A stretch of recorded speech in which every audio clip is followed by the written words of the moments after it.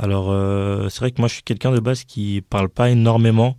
Je garde tout pour moi, bien que j'aime aider les gens. Et la musique, ça me permet de m'exprimer. Et c'est ce lien-là que j'ai avec la musique, c'est que ça me permet de m'exprimer, de faire sortir mes sentiments. Et je me sens bien grâce à ça. Tête sur les épaules, j'en laisse des cicatrices. Je bosse pour être une tête d'affiche, JB gère tes appuis. Frérot béton, c'est 16 piges, je me demande c'est quoi la suite. C'est parfait depuis. Cicatrice, extrait d'un des titres de JBK alias Jonathan, notre fil du jour. Le fil. Nous voici à Genève pour découvrir Jonathan, à qui Brady a passé le fil. Jonathan, bonjour et bienvenue dans le fil. Bonjour, merci. Merci beaucoup de nous faire cet honneur à Andrea et à moi. Tout d'abord, comment te présenterais-tu à quelqu'un qui ne te connaît absolument pas ?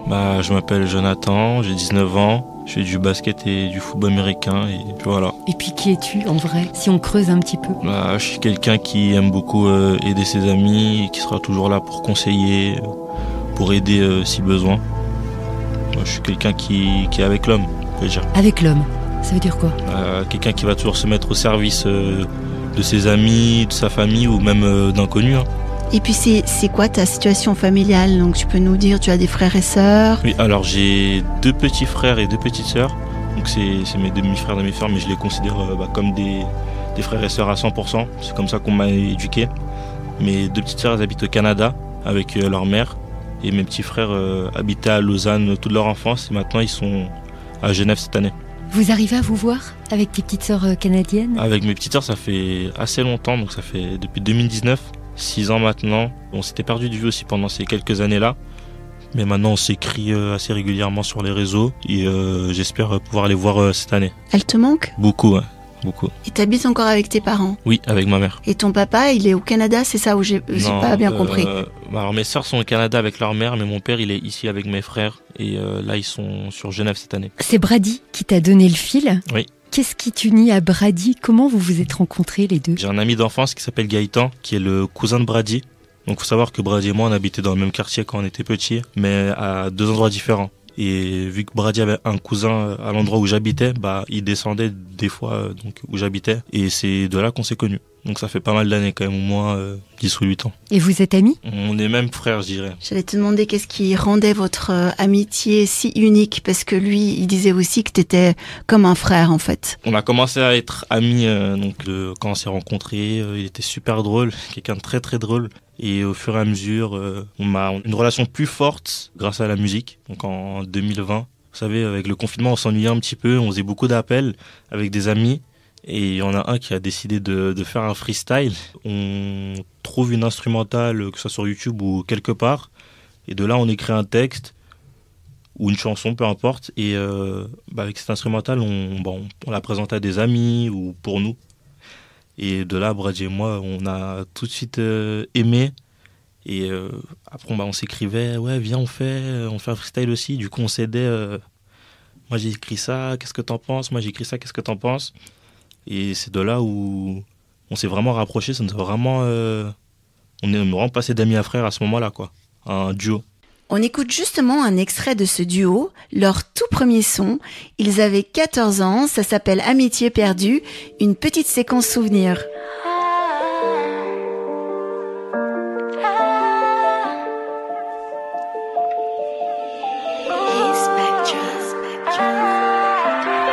JBK N2 trop fort. Rap punchline et métaphore. JBK N2 trop fort. KR le ça. Dans les beaux moments ici qui sont tes potes, dans les mauvais ici qui sont tes proches. J'ai fait des choses qui m'ont fait par des proches. Les vois dans ma tête aujourd'hui me les reproche. Pris du temps à savoir qui étaient mes potes. Désormais je sais qui sont mes proches. La vie avance ici chacun son rythme. Je connais mon frère quand on était petit. À nous deux on crossait comme Akashi. On va revenir sur ces projets musicaux et artistiques, mais on voulait aussi savoir, parce qu'on te rencontre ici à Genève, alors c'est une première pour le fil de revenir ici, de venir ici, on est quand même parti de Genève, faut préciser les choses. Oui, avec nous. Donc c'est un retour, mais toi c'est quoi le lien qui t'unit à Genève ? C'est la ville où t'as grandi, c'est la ville où t'as eu 1000 aventures ? C'est la ville où je suis né. où j'ai pu grandir étant petit. Après, je suis pas resté pendant mon adolescence vu que j'étais à l'internat. Tu t'es retrouvé là-bas? Parce que j'étais assez hyperactif quand j'étais petit. Donc, je faisais pas mal de bêtises et ma mère elle a eu des discussions avec ma prof et elle a décidé de me mettre en interne. De base, c'était pour 1 an et les 1 an se sont transformés en 4. Bon, ça m'a pas... Ça t'a pas traumatisé? Non, ça m'a pas traumatisé. Ta maman est ici? Ouais, elle est ici. Ouais. J'habite à Tenay. Et ce qui est bien à Tenay, c'est qu'il y a beaucoup de talent, je trouve, que ce soit dans le sport, dans la musique, enfin, dans pas mal de domaines, il y a vraiment pas mal de talent. Et depuis que je suis petit, je pense ça. Et c'est pour ça que je trouve que ce quartier est spécial, quoi.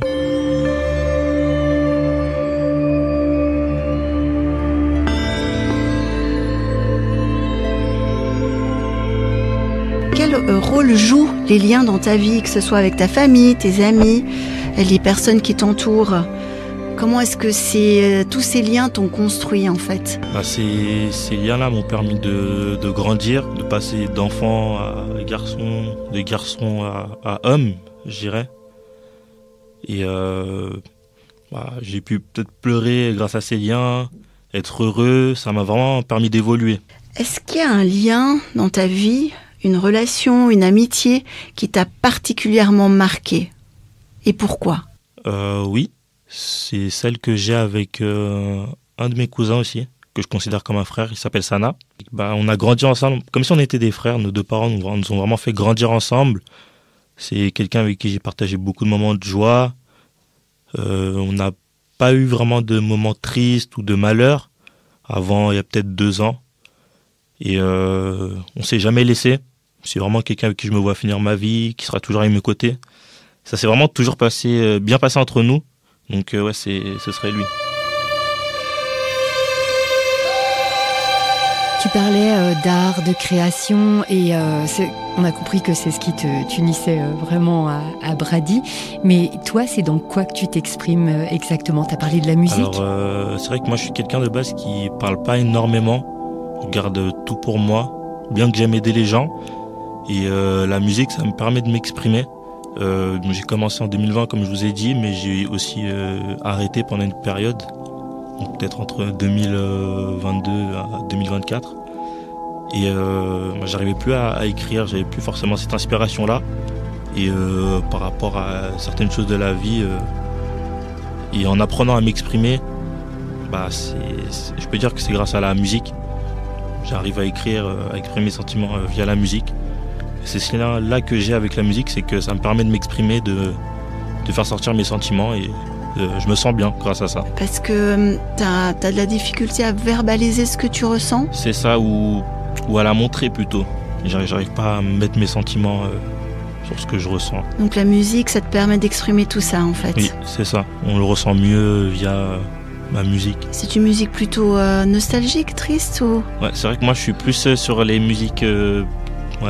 triste. C'est ce que j'arrive à mieux écrire en tout cas. Je parle beaucoup de trahison, je parle de ce qui me fait mal, je parle moins de la joie, je parle plus de ce qui me fait mal. Moi je suis un mélomane, je chante, donc j'arrive à vraiment exprimer mes émotions avec ma voix. Et sur des choses tristes, j'arrive plus. Et c'est toi qui fais aussi les mélodies? Oui, je fais les mélodies, donc j'appelle ça des top lines. C'est dès qu'on trouve une instrumentale, on va pas forcément dire des mots, mais ça va être des voix qui passent par-ci par-là pour créer une mélodie. Et de là, avec cette mélodie, on l'enregistre. Par exemple, moi je l'enregistre sur mon téléphone. Et en écoutant cette mélodie, il y a des mots qui vont venir, et de là j'écris ces mots. Et c'est ce qui va créer la chanson. Brady, il nous disait aussi que, notamment dans la création, dans la vie, il est important d'être fort, parce que des fois, le regard des autres peut te ruiner, te détruire. Et il disait que toi, justement, à un moment donné, t'en as fait les frais. Est-ce que tu peux nous parler de ça? Oui, alors moi, je suis quelqu'un qui est assez timide, qui aime beaucoup timide. Je me fie beaucoup au regard des gens, par rapport à cette timidité-là. Je n'ai pas vraiment confiance en moi. Et justement, c'est ça la force des liens fraternels, c'est que ces amis-là, comme Brady, comme mon cousin, vont nous aider à sortir cette peur de nous. Donc quand j'étais petit, ça m'a beaucoup freiné, que ce soit dans le sport ou même dans la musique. Mais justement, là, je passe dans une période où j'essaye de faire ce qui me plaît. Donc, à ne pas avoir peur, du regard des gens, à tenter des projets. Et c'est vrai que ça m'a fait perdre beaucoup de temps quand j'étais jeune. Et maintenant, ça change, petit à petit. Là, je fais du basket. J'aime aussi beaucoup le mannequinat, ce que je n'ai jamais fait quand j'étais petit. J'aurais pas osé d'ailleurs parce que je suis timide, j'aime pas me montrer. Maintenant, il y a le football américain, une nouvelle passion qui est arrivée. Il y a aussi la musique. Donc, je fais en sorte de me donner à fond et de laisser aucune opportunité. Donc, j'ai pu commencer à faire des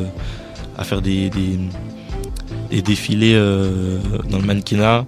Et maintenant, il y a beaucoup d'opportunités pour être mannequin ici en Suisse. Donc, je prends les opportunités. Je me suis inscrit à un concours de mannequin il y a quelques semaines. J'ai été contacté et pris. Donc, j'essaie vraiment de prendre toutes les opportunités et de donner mon maximum. Et le sport ? Alors, parce que le sport est très présent dans ta vie, le basket, le foot américain depuis cette année, est-ce que tu peux nous en parler ? J'ai pu intégrer les Lions de Genève la saison dernière, qui était aussi un objectif. J'ai pu rejoindre l'équipe de football américain. J'ai commencé cette année. C'est un ami d'enfance qui s'appelle Mathéo qui m'a dit que j'avais du potentiel justement, je pourrais avoir du potentiel dans le football américain. Il m'a proposé de venir faire les entraînements dans son club, donc dans ce club qui est à Thonon-les-Bains. Et j'y suis allé. J'avais un petit peu peur au début vu que j'allais commencer un nouveau sport à 19 ans avec des gens que je connais pas forcément, des gens qui ont de l'expérience dans ce sport. Et j'y suis allé et ça s'est très très bien passé. Donc j'ai pu montrer au coach que j'avais du potentiel comme mon ami l'a dit. Et à la fin d'entraînement, ils m'ont tout de suite proposé de venir. Qu'est-ce qui te plaît dans ce sport, dans le foot américain ? C'est un sport qui est divers. En fait, tout le monde peut le faire. Peu importe ton physique, que tu sois maigre, athlétique, que tu sois un peu plus gros, il y aura toujours une place pour toi, il y aura toujours un poste pour toi et peu importe le poste, tu peux exceller dans ce poste et être important pour toute l'équipe. Et c'est ça que je trouve qui est bien, c'est qu'il n'y a pas un poste qui domine plus que l'autre, tous les postes sont tout aussi importants. Et peu importe ta morphologie, peu importe qui tu es, tu peux exceller dans ce sport et vraiment être important pour l'équipe. Mais t'as le basket aussi, en fait, c'est ça ? Oui, j'ai le basket. C'est vrai que ça paraît assez compliqué de faire deux sports. Surtout qu'au football américain, on joue quand même à haut niveau. On joue en National France, donc partout en France. Par rapport au basket, je joue au plus haut niveau en U20. Mais j'arrive à me débrouiller. J'ai 3 entraînements par semaine de basket. Et le football américain, on n'en a que 2, dont un le samedi. Donc j'arrive à répartir ma semaine. Et il faut faire des sacrifices. Donc dormir tôt, bien manger, il faut vraiment être discipliné, parce que si t'es pas discipliné, on peut pas réussir à avoir ce train de vie-là. Le sport, ça permet effectivement, tu disais, d'avoir une discipline, ça permet tout ça. En même temps, c'est vachement bien pour le physique, mais est-ce que c'est pas trop dur ? Est-ce qu'il n'y a pas des moments où tu as envie de sortir avec tes potes et puis de faire autre chose, quoi ? C'est vrai que ça peut être dur. Physiquement, c'est dur, mais comme je vous ai dit, si on fait les bons choix, on fait les sacrifices de dormir assez tôt, de bien manger, on peut passer au-dessus de ça. Après, je veux vraiment essayer de combler, entre guillemets, mes semaines pour pas être influencé à faire, entre guillemets, des bêtises. Ouais. Parce que tu disais, pardon, je rebondis juste là-dessus, ça me fait penser à ce que tu disais en fait en arrivant. Hein. Tu nous parlais de troubles quand tu étais petit. Tu étais plutôt hyperactif. C'est ça, ouais. J'étais hyperactif, donc j'avais besoin de bouger partout. J'avais énormément d'énergie et c'est ça qui m'a emmené à l'internat, vu que je me faisais souvent convoquer chez la directrice. Ma mère aussi était souvent convoquée, donc c'est ce qui m'a emmené à l'internat pendant 4 ans. Et c'est vrai que l'internat m'a calmé. Je suis passé d'hyperactif à quelqu'un de super calme. Et voilà. Maintenant, j'ai grandi et ça va. Mais c'est toujours de quand même m'occuper comme je peux, faire des choses comme le sport ou l'art, la musique, pour pas être tenté à faire n'importe quoi. Pour moi, c'est quelque chose de bien, de vraiment essayer de combler ces semaines pour pas être tenté, par exemple, à fumer ou à aller boire ou ce genre de choses. Donc ça te canalise, le sport. C'est ça. C'est un peu un garde-fou, comme on dit, c'est ça ? On veut dire ça, ouais. Et Brady nous disait que les liens de sang étaient hyper importants. Voilà, on avait une famille et puis même si on se disputait, il fallait qu'on se serre les coudes. T'en penses quoi, toi, de ça ? Alors je suis d'accord avec lui, les liens de sang sont très importants. Mon père me le dit souvent aussi, il est très attaché à ça. Mais dans ma logique, les liens de sang ne sont pas forcément mieux que les liens où on n'a pas forcément le même sang. Vous voyez, je peux considérer mon frère comme Brady, je le considère comme mes frères de sang. C'est pas parce que quelqu'un n'est pas de mon sang qu'il peut pas m'apporter autant que quelqu'un qui est de mon sang. Et pour moi, je fais pas vraiment de différence sur le sang et les personnes qui n'ont pas mon sang. C'est plus ce qui te lie aux personnes en fait qui est important, c'est ça ? C'est ça. Moi, je suis quelqu'un, j'aime beaucoup aider mes proches, mais pas forcément mes proches, vraiment aider le monde. Je suis comme ça, je suis quelqu'un qui est généreux de toutes les manières possibles. J'aime beaucoup aider et c'est ce qui me permet d'être heureux d'ailleurs. Aider les gens, aider mes proches, les conseiller. Je suis quelqu'un aussi, j'ai beaucoup d'amis qui me demandaient des conseils, peu importe les raisons. Je suis un peu le porte-parole entre guillemets. Si quelqu'un a un problème, il va souvent venir me voir. J'ai ci, j'ai ça. Qu'est-ce que je pourrais faire et je fais de mon mieux pour pouvoir aider.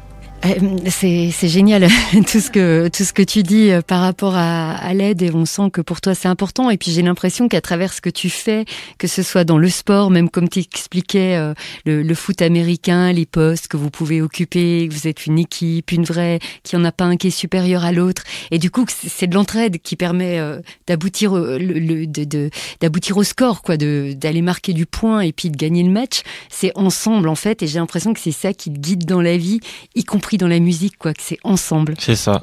C'est même peut-être pour ça que j'aime autant le football américain parce que ma logique d'aider les gens, de faire de mon mieux pour accompagner, on le retrouve beaucoup aussi dans mon équipe. C'est un petit peu la valeur de mon équipe et je pense que c'est pour ça que j'ai autant aimé le football. C'est pour ça que j'aime autant ce sport. Oui, on sent que tu as besoin d'être en lien pour être bien. C'est ça, j'aime beaucoup. Donc c'est chouette que tu sois venu faire le fil avec nous parce que nous, on essaye de prouver effectivement qu'on est tous en lien, qu'on est tous liés.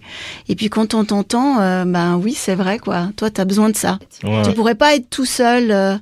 Tu as besoin d'être en contact, en fait. J'ai des moments où j'aime bien être seul, mais c'est pas parce que j'ai envie d'être seul que je vais pas aider.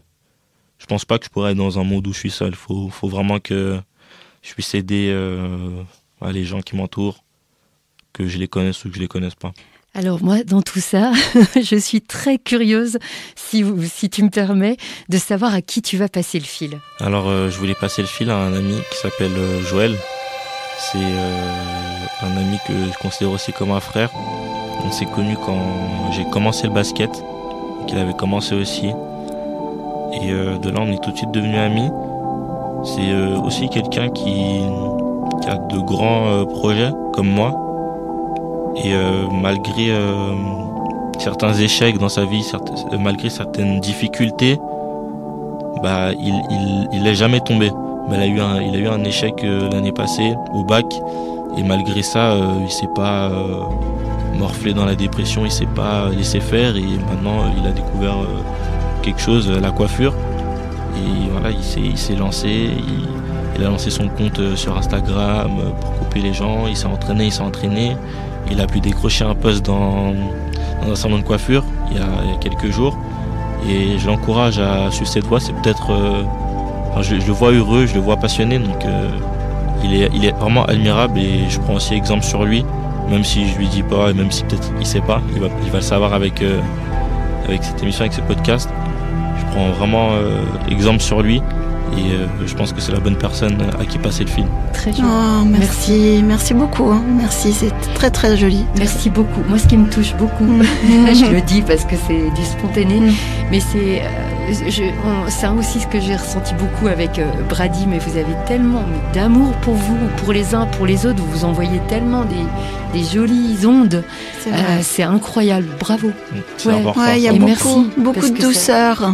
Ouais. Hein, tu sens ça, il y a beaucoup de douceur. Beaucoup de douceur, de considération, de gentillesse, de respect, de bienveillance, c'est le mot. Bravo. Ouais, merci beaucoup, Jonathan. Merci à vous. Merci. Une chouette expérience.